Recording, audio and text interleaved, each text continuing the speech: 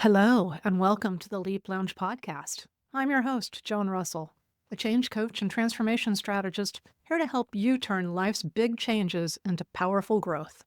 The Leap Lounge is both an in-person and online support squad for people ready to take bold leaps, whether in life, career, or purpose. If you're standing at the edge of something new and wondering, what's next? You're in the right place. Are you ready to leap into the unknown? Let's go. Hello, and welcome to the Leap Lounge, episode 3. I'm hearing a lot about people saying something has to change. But what has to change? That's my question to you. What has to change? Something has to change? What has to change? Now, when I'm hearing it said, probably 75% of the time, something has to change, but it's something that somebody else is doing that has to change. And we don't have any control over that. So knowing what you can change and the things that you can't change is super important. But that's not the topic today. The topic is changing something within yourself, because you've got something going on within you that has to change. And it's easy to say that something has to change, but doing it is the difficult, challenging part. So what do I hear from clients and people that I talk to about things that they want to change? And a lot of times it comes down to 4 things. You've got your health that you want to change, things like addictions or just feeling crap, wanting to get toned, wanting to feel better, wanting to look better. You've got relationships. There's such an epidemic of loneliness right now, post-pandemic. People want to find connection. People are in abusive relationships. People want to make really, really close friends. And people want to find a partner. You've got work. This is probably number 1 that I get from people. And that is that people are burned out. People are overworked. People aren't making enough money. People are underappreciated. People are having lots of dread or anxiety about going into work or getting online in the morning if they're still working from home, or fear of having to go back to office again, fear of not having a paycheck because they aren't working, or health insurance because we live in the US and, this is, of course, a big political ball that's being kicked around right now, too. Sometimes people have golden handcuffs, but they don't like what they're doing anymore, but feel like they can't leave. They haven't gotten a raise in years. It's just misalignment with work. Values have changed. There's been mergers or acquisitions, and your company has been bought, but the company that's bought you has a totally different value system. I'm seeing that too. And then the 4th zone where people may want to change is money. People have so much anxiety and guilt about money, but still they have so much fear. Also, it's like, I shouldn't want money, but if I don't have enough money, and it's like money is just all controlling because, hello, capitalism. People have anxiety about money. They've got guilt about money, worried about inflation, worried about earning more money or earning not enough money or spending too much money or not knowing where money will come from. That's a lot to hold. And it's great to want to change. But at the same time, when I ask my clients, okay, so you want to make a change in this area. What exactly do you want? What do you want to change? And they say, well, I don't know what I want, but I don't want this. I don't want this. Okay, now that's a great step. You know you don't want this. Cool. What do you want? And a lot of times I have clients that just shrug. The thing is that once I start digging deeper into what they might want, they do know.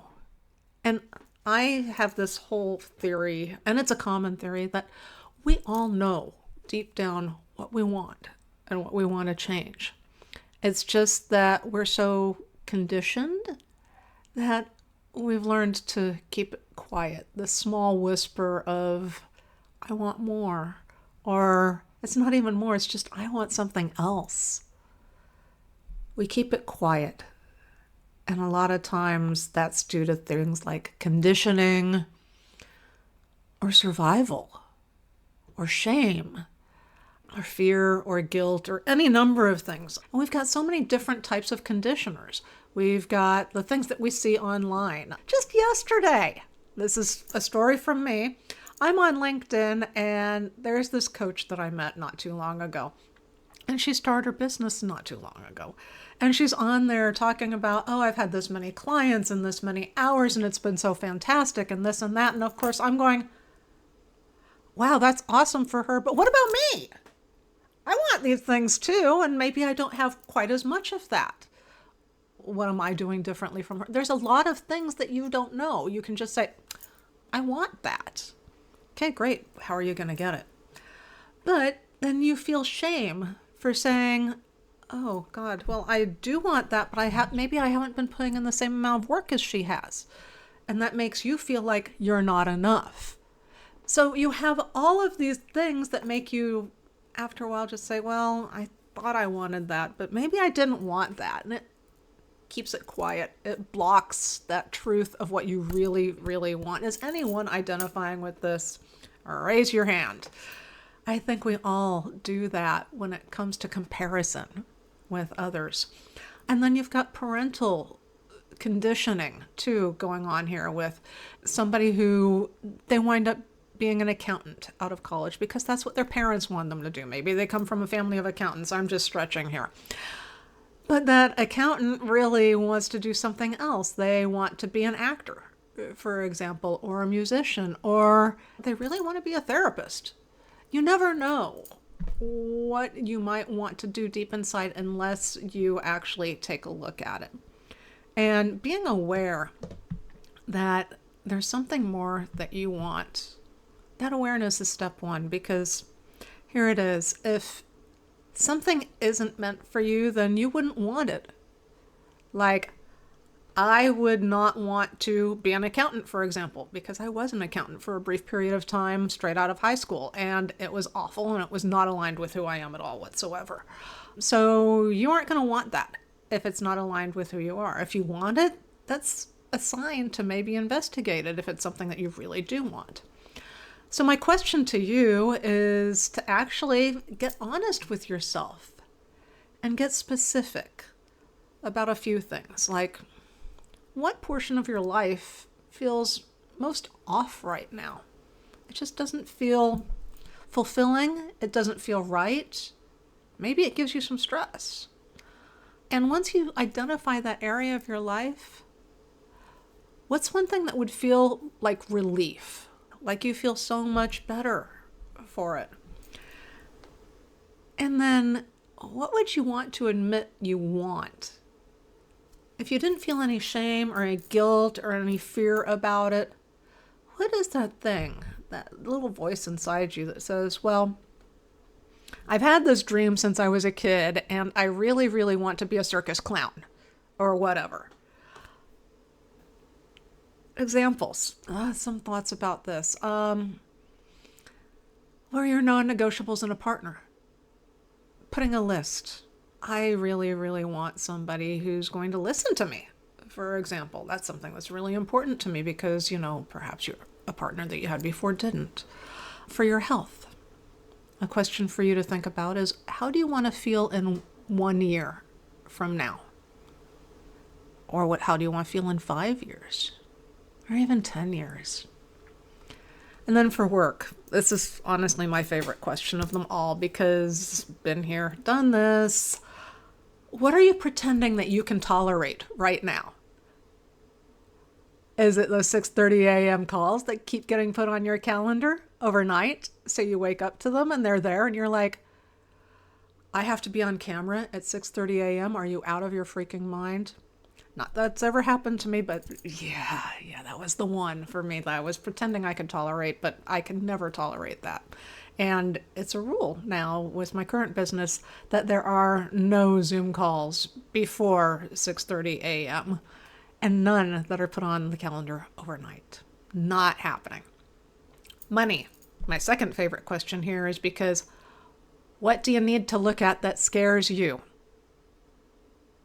What is it about money that scares you? And I think everyone has a money trigger in them deep inside. Yeah. Is it taking a look at a budget? Is it that you don't have a budget? Is it that you have a lot of debt and you've got interest accumulating? Is it thinking about things like debt consolidation? Is it thinking about things like, oh my God, how am I going to afford XYZ? Or, rent's going up. Or deciding what to work on is your first step. And then getting into action is your next step. Because making that decision, huge right there. Because that's the point of change, is making a decision as to what you want to change. And then once you do that point of change and you start to take those baby steps, and baby steps are fine, to get into action,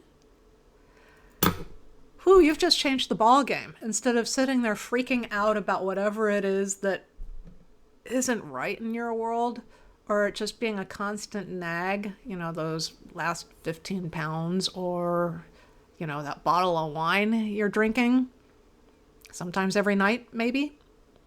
Yeah. These are important. Making a decision, getting into action. And then having support that helps you to change. Now, some things are pretty easy to change automatically, like, okay, you want to floss your teeth before bedtime. That's not something that you really need support on unless, you're having gum problems or a dentist has told you to do it. And then, you can ask your dentist for support. How would I best go about doing it? But with what we were talking about before with like health and career and things like that, here's some places that you can do aligned support. For health, for example, I'll just say a number of years ago, I had to stop drinking. And that was really, really a challenge for me because drinking is kind of something that my friends and I would go do, or I would do with clients. It's a social thing.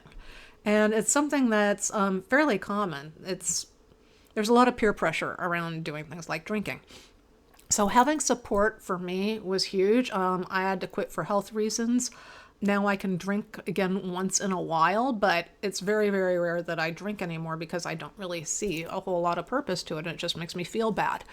But going someplace like Smart Recovery or AA meetings, or even the Stop Drinking subreddit on Reddit, these are places where you can find support to help you with common issues that people who are stopping drinking have.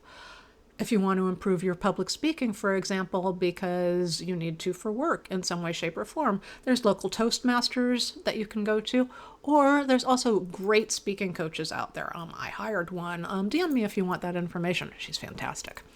If you want to date and you want to do it with the intention of finding somebody who is your partner in life, you can always go and find a therapist to help you out with that, with, maybe uncovering what are some of the reasons why relationships haven't worked out for you before. You can find a wingman or a wingwoman who's going to take a look at your dating profile for you and be like, let's tune this up a little bit. Let's make this more like you. If you want to make a career shift, looking at the landscape and deciding what you want to do next. What's the direction that you want to go in? Do you want to keep going in your current field? Do you want to pivot entirely? Maybe you want to retire. Maybe you want to start a foundation. You never know. So talking with a career coach about these things, or networking and finding out what other people are doing, or getting support on your resume, or mentorship if you're still early in your career, or if you're pivoting to a new career. Look, you don't have to make a big leap in order to make moves. You know what I'm saying? Making moves and getting into action is the only way that you're going to find clarity on anything, because a lot of us don't want to start changing at all until we know exactly what we want. And you know what? You're not going to know exactly what you want until you get into action. And if you think you know exactly what you want and you're getting into action, and you find out, oh, wait, maybe this isn't for me, then you can go back to the point of decision at any time and say, okay, this wasn't for me. I know that so many of us are afraid of failure. And failure isn't something to be afraid of. Failure is a key indicator. It's a metric. Okay, this didn't work out. What else can we do? And this is something that corporations and companies do all the time. Of course, doing small moves to see if it's something that you like and you want to continue doing is huge. For example, for health, if you have never run before in your life, you're not going to go run a marathon. You're going to go and take baby steps. You might take C to 5K. You might think about doing a 10K after doing that. But because you don't want to go and try and run a marathon because you're going to get injured out of the gate. So you don't need to go 0 to 60. And if you do, that's going to give you even a bigger chance of failure. So all of this to say is that being in a place where you're feeling uncomfortable and knowing that something needs to change, but you aren't sure what, is super common. This happens to people throughout their careers, throughout their lives, all the time. And you're not stuck, you're just at the beginning of something new. This is a turning point, if you want it to be. With change, making a decision, getting into action, all this creates clarity. And this is a big way to improve your life and maybe help you find that soulmate. Or maybe help you lose those 50 pounds or that big alcohol budget or whatever it is that you want to do. Find that new job. So if you want personalized support or accountability while you're going through this process of deciding what's next for you, I'd love to work with you. I offer one-on-one coaching to help you get clear on what's next for you and to help you get into action and make that leap eventually. Go to intuitivenorth.com if you want to set up a call with me to see if working together one-on-one is right for you. And I also have the Leap Lounge in-person events right now with the online membership portal coming soon. In-person events are in the San Diego area only. Our next event is coming, they're every 2 weeks. So just check out theleaplounge.com and RSVP. I hope to see you at one. But I want you to know, no matter what, that it's never too late to become the person that you want to be. You're allowed to want more. And the world needs more people who are really brave. Thanks for joining us today. I'd love to hear from you. If you have any topics that you'd like me to discuss or for me to interview somebody, let me know. Connect with me at theleaplounge.com or at intuitivenorth.com. And I'll see you next time. Take care. Bye. Thank you for joining us at the Leap Lounge today. Please be sure to like and follow us. To find out more about the Leap Lounge, visit us online. Go to theleaplounge.com. Have a great day. We'll see you next time. Bye-bye.